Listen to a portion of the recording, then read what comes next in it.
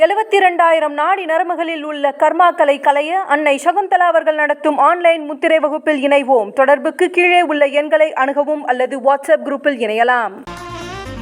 Media உங்கள் கனவா? படிக்கும் அனைவருக்கும் internship, placement assistance. Pandey school of journalism short term கோர்ஸில் உடனே சேர 7338824242.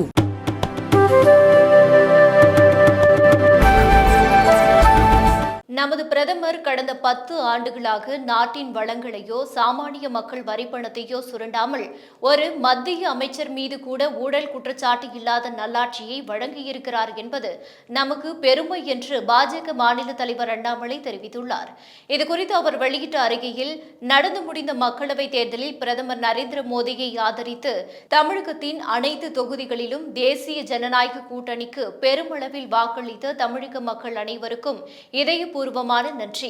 இம்முறை நமது மக்களின் பிரதிநிதிகளாக பாராளுமன்றம் செல்ல முடியவில்லை என்ற வருத்தம் இருந்தாலும் வரும் காலங்களில் உங்களின் அன்பையும் அங்கீகாரத்தையும் பெற எங்கள் உழைப்பை இரட்டிப்பாக்குவோம்.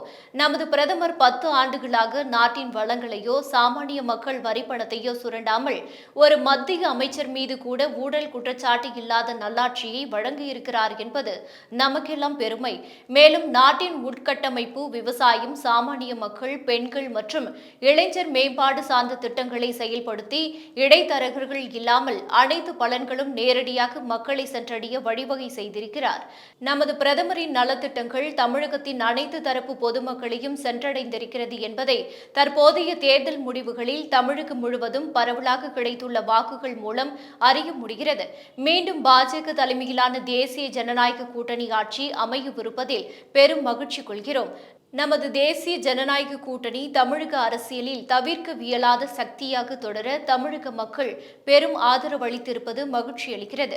பிரதமரின் அடுத்த 5 ஆண்டுகால ஆட்சி நமது குழந்தைகளின் எதிர்காலத்தை முன்னிறுத்தியதாக அமையும். தமிழக மக்கள் நலனுக்கான குரலாய் தேசிய ஜனநாயக கூட்டணியின் குரலும் தமிழக பாஜகவின் குரலும் தொடர்ந்து ஒலிக்கும்.